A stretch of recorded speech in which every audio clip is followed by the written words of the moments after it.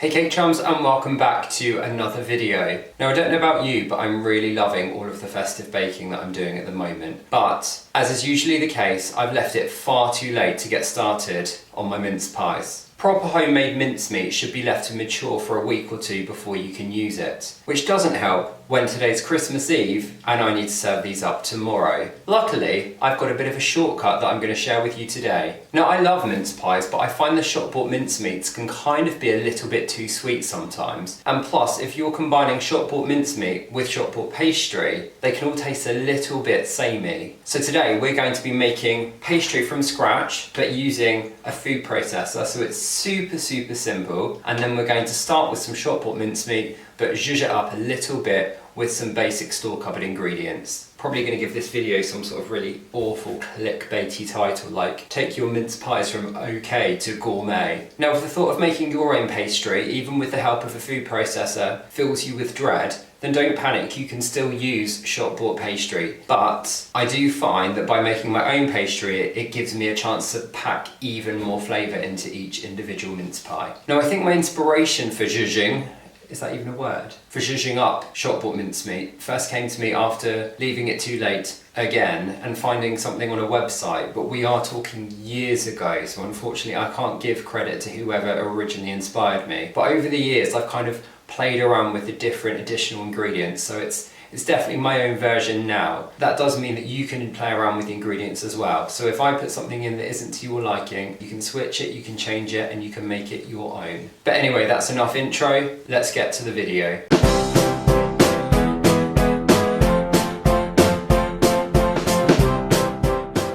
So we're going to start today's video by making the pastry because we want to give it some time to chill in the fridge before we start using it. The trick to really good shortcrust pastry is not to work it too much and to keep it super cold. Now this recipe is a little bit more tasty than your basic sweet shortcrust pastry, with the addition of almonds and also lots and lots of orange zest. I'm not going to bother going through quantities as I add them in during the video, but what I will do is write out the full recipe down in the description box below so that you can have a go at making my gourmet mince pies yourself.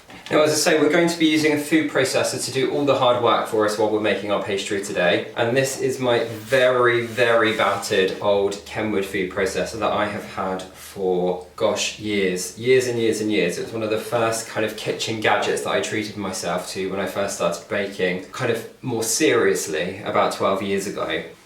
Now, just like whenever you're making shortcrust pastry, we're going to start by combining the flour and the butter together. Normally you would do this in a large bowl and you'd kind of rub it together to form breadcrumbs, but if you keep your butter suitably cold, you can just put it straight into your food processor and it will do the hard work for you. This has been hanging out in the fridge since I cubed it, so I'm going to pop it straight in with the flour and also with some ground almonds as well.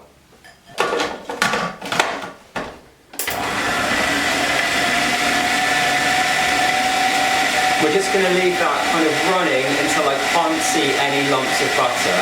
The whole mixture should kind of look like breadcrumbs. It doesn't take too long at all.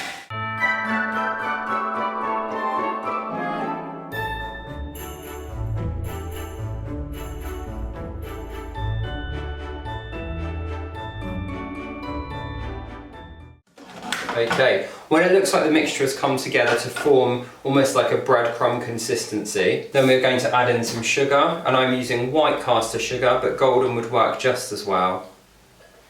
And the zest of 2 medium or 1 large orange.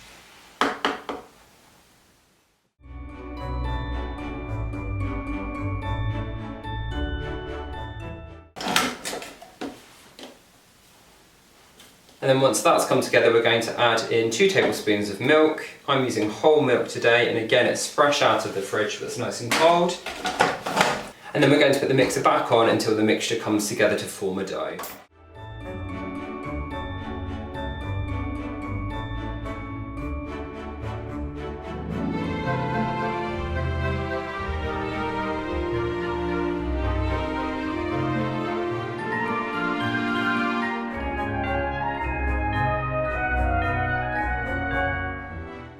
Now the benefit of doing all of this in the food processor rather than by doing it by hand is that we're not going to be warming up the mixture with the heat from our hands, and hopefully it will allow it to stay a little bit colder, although I'm sure there's still an element of heat from like the friction of the blades or something.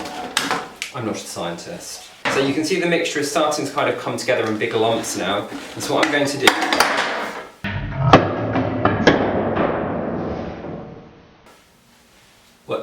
try that again. So what I'm going to do is tip it out onto the work surface and just kind of push it together to form kind of one lump, but being careful not to knead it too much. You want to be really careful not to overwork your dough because you'll lose that lovely kind of short texture that we're aiming for, and instead it can end up quite rubbery and chewy. Not what you want for a mince pie. So literally just pushing it together, gathering in kind of these loose crumbs as much as possible. And then we're going to wrap it back up in cling film and pop it in the fridge to chill out.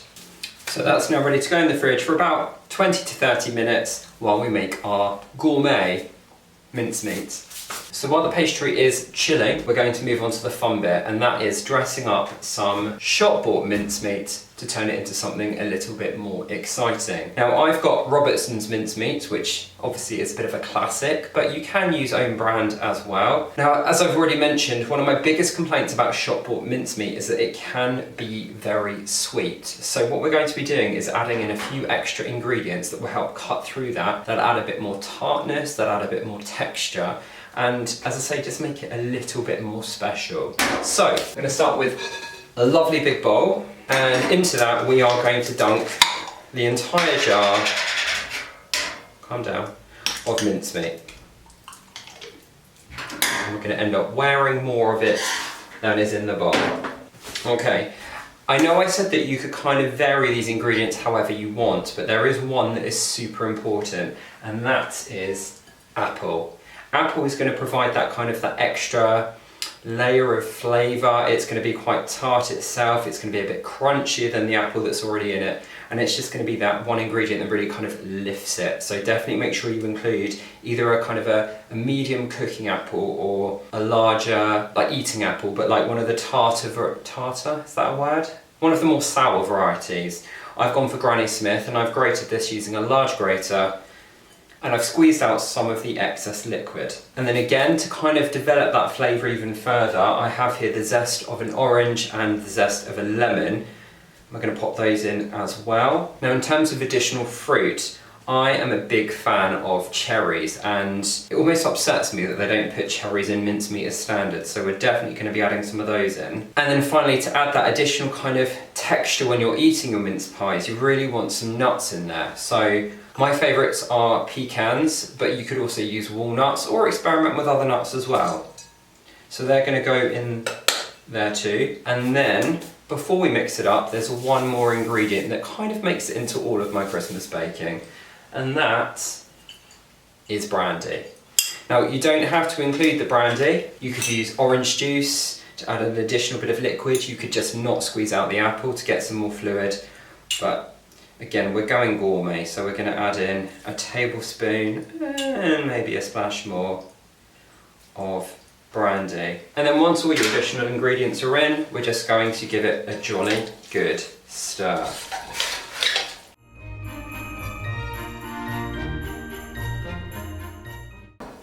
And now if I show you what that is looking like now, can you see all those different colours?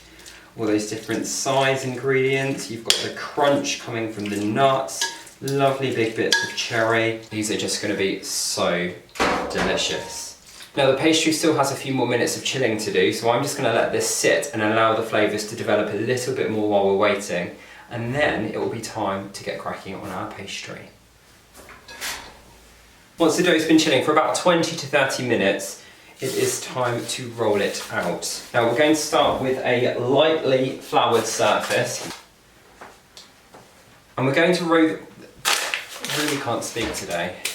We're going to roll the dough quite thinly because the star of this show is very much the mincemeat, not the pastry, although the pastry is pretty darn amazing as well. In fact, if I hold it up, can you see all the little flecks of orange going through it? Oh, it looks so good. So a little bit of flour on the top, and rolling pin. I guess we're using this one because it's the only one I have here. Now this is quite a crumbly dough, but that's a good thing because it means it is really short, and we were aiming for a short crust pastry. So just be quite careful with it, moving it around carefully. If you want to make your life easier, you can start rolling out smaller bits at a time, but as we've seen in my previous videos, I'm not the most patient person when it comes to my baking. Okay, and the other way that we're going to make the mincemeat be the star of this show is we're not going to use a shallow tart tin, we're actually going to use a nice deep muffin tin. So this is the one I would normally use to bake my cupcakes, but today we're going to use it to bake mince pies. Now this is a non-stick case, but I'm still going to sprinkle a tiny bit of flour in the bottom of each section, just because I don't want my mince pies to stick. Because they have such a wet, gooey filling, if there's any oozing at all, it will basically glue the pastry in. So you want to give it every little bit of help it can to make sure they come out easily at the end. So I've just put a little bit of flour in each section, and I'm just tipping it out again. Size-wise, you need to remember that we're going to have quite steep sides, so we need to allow a little bit extra pastry for that. So I'm going down and get my cutters. We're looking for one that is going to allow us to have that extra space around the side. So, no. We are going to go for the biggest one. So this is a 98mm cutter. We'll see how that goes first of all. I think I remember, wouldn't you, from last time I made them, but no, not at all. So we'll start by popping the pastry in and then just very, very, very, very carefully press it down and into the case. And what you can do is take an extra piece of pastry, ball it together, and then use that to just push down into the corners to make sure that it is fully covered.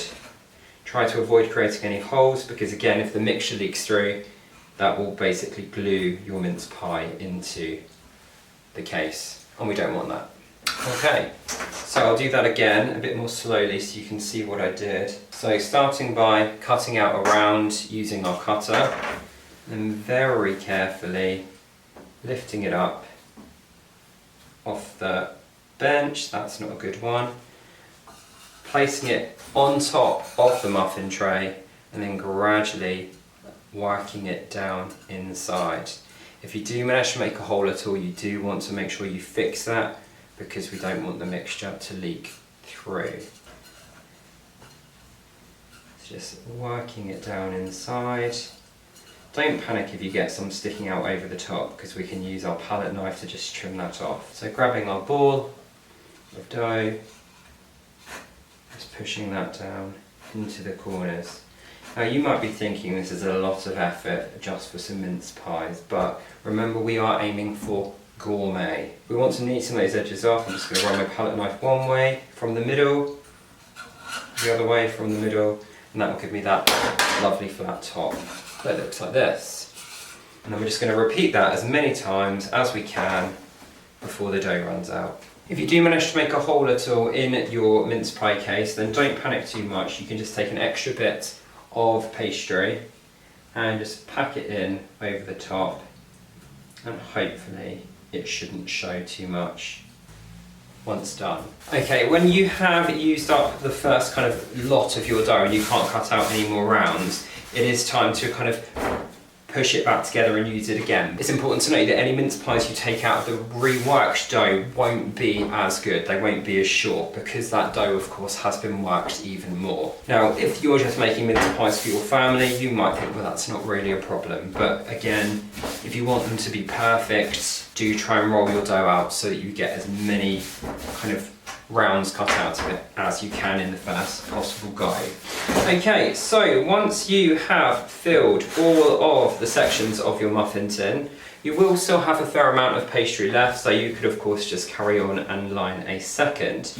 but I'm not going to make you sit there and watch me do that as well. But this is where we're at the moment. Now, for the fun bit. It can be super tempting when you're filling your mince pies to want to take them right up to the brim. However, there will be an element of kind of the mixture bubbling and boiling when they're cooking, so of course that could cause it to boil over.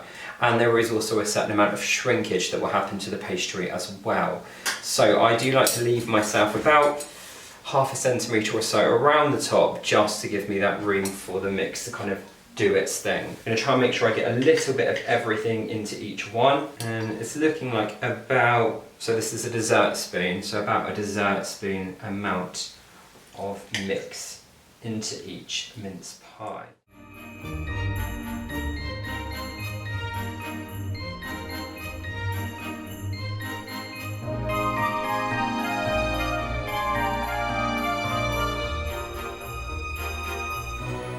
So that has used pretty much all of the mincemeat mix that we made. I did manage to spill a fair bit of it though. And then we get to the idea of how should we top our mince pies. There are lots of different ways you could do it. You could sprinkle over some sliced almonds. You could cut out some individual discs and seal the tops to make contained pies. Or you can do what I'm going to do today, which is cut out some Christmassy shapes and pop them on the top. And I've just realised that my camera battery is dying, so that's excellent. So I've just rolled out a bit more dough, and I'm going to cut out little stars and lay them on the top of the mincemeat mixture, like so. Once I've finished doing that, I'm going to pop these into a preheated oven for about 20 minutes, and then we'll have a look and see how they're getting on. And then, just 20 minutes later, this is the result. Now they are still hot, they have literally just come out of the oven, so I'm not going to try and remove them from the tin now. What I want to do is let them cool down completely, and then I'll take them out. So what I will do is, through the magic of editing, in just a second I will pop up some footage of what they look like when they are completely finished. You'll get to see the result of our latest baking adventure. Now of course I'm not for a moment saying that these are as good as completely from scratch mince pies where you have made your own mincemeat and everything, but when you're in a bit of a pinch and you've got your jar of mincemeat on hand, this is just one really quick way to use some of your kind of store-covered basics to elevate your basic mince pies up to the next level. Now when this video goes up, I think we will have had Christmas Day and Boxing Day, so I am going to take this opportunity to wish you all a very Merry Christmas and a Happy New Year. I hope you had an absolutely fantastic couple of days and that the rest of the Christmas break is equally as fantastic. And I hope you enjoyed our latest baking adventure together. If you did enjoy this video and you fancy having a go at my mince pies, do give this video a like, and remember to head down to the description below where you will find the full recipe. If you would like to see more videos like this, then do make sure you click that subscribe button down there on the right, and if you hit the bell icon, that will make sure you get a notification of every time I upload a new video. In the meantime, I'm going to sign off, and I will see you guys next week for another video. Take care.